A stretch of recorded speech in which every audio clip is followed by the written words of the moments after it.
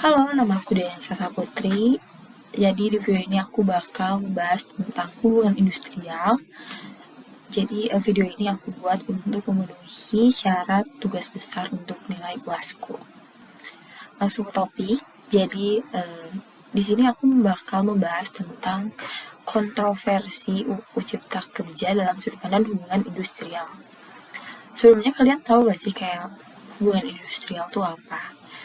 Aku jelasin singkat aja, secara singkat. Jadi hubungan industrial itu adalah suatu sistem hubungan yang terbentuk antara para pelaku dalam proses produksi barang dan jasa yang terdiri dari unsur pengusaha, pekerja, buruh, dan pemerintah yang didasarkan pada nilai-nilai Pancasila dan Undang-Undang Dasar Negara Republik Indonesia tahun 1945.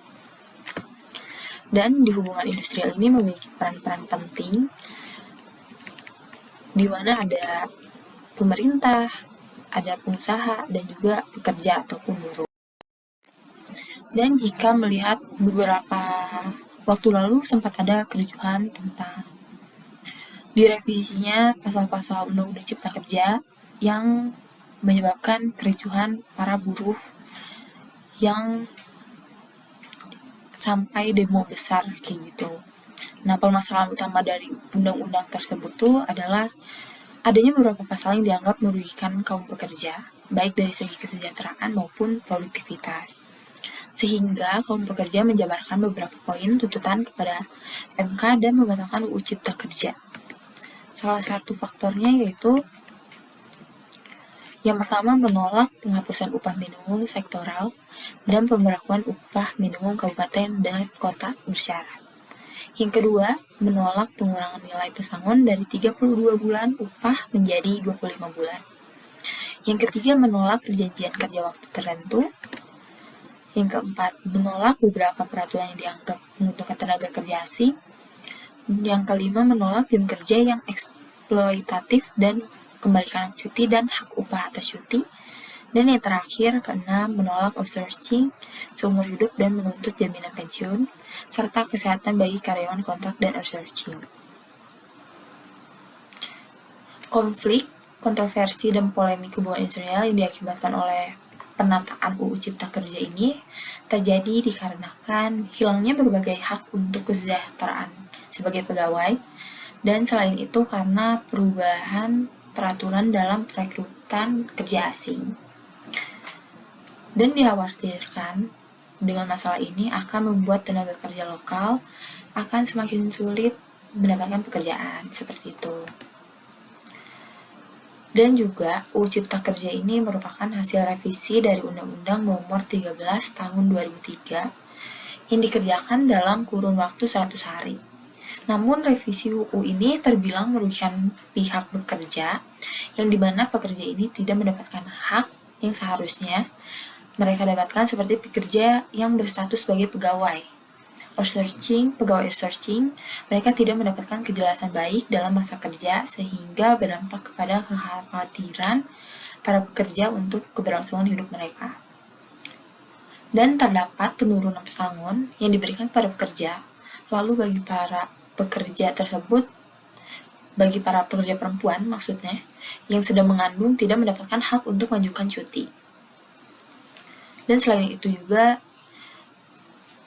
pada UU Cipta Kerja ini terdapat pembahasan mengenai mudahnya bagi perusahaan untuk merekrut tenaga kerja asing, yang dimana hal ini akan berdampak kepada sulitnya para pencari kerja lokal dalam negeri ini untuk direkrut oleh perusahaan, sehingga berdampak pada semakin meningkatnya angka pengangguran di Indonesia.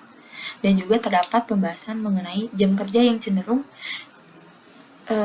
dianggap atau dinilai eksploitasi bagi para pekerja, seperti jam kerja yang mungkin berlebihan atau di luar jam batas kerja, seperti itu.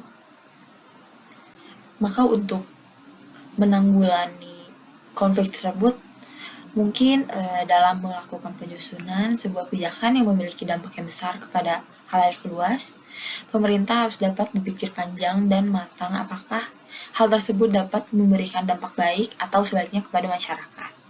serta pemerintah dapat memikirkan solusi yang sesuai dan adil ketika kebijakan yang telah disusun mendapatkan permasalahan bagi masyarakat. Dan selain memikirkan dampak yang diberikan dalam pembentukan sebuah kebijakan, pemerintah harus bersikap adil untuk memberikan hak yang didapatkan oleh berbagai pihak, sehingga tidak terdapatnya ketimpangan dalam hubungan perusahaan dengan karyawan. Jika pemerintah dapat bersikap adil dan memberikan hak yang sesuai kepada berbagai pihak, maka akan terciptanya hubungan yang saling menguntungkan antara pekerja dan perusahaan, kan yang memiliki dampak yang besar kepada halayak luas. Pemerintah harus dapat berpikir panjang dan matang apakah hal tersebut dapat memberikan dampak baik atau sebaliknya kepada masyarakat, serta pemerintah dapat memikirkan solusi yang sesuai dan adil ketika kebijakan yang telah disusun mendapatkan permasalahan bagi masyarakat. Dan selain memikirkan dampak yang diberikan dalam pembentukan sebuah kebijakan, pemerintah harus bersikap adil untuk memberikan hak yang didapatkan oleh berbagai pihak, sehingga tidak terdapatnya ketimpangan dalam hubungan perusahaan dengan karyawan. Jika pemerintah dapat bersikap adil dan memberikan hak yang sesuai kepada berbagai pihak, maka akan terciptanya hubungan yang saling menguntungkan antara pekerja dan perusahaan. Jadi sekian pemaparan yang bisa saya jelaskan secara singkat. Apabila ada kesalahan maksud atau arti, mohon dikoreksi. Terima kasih.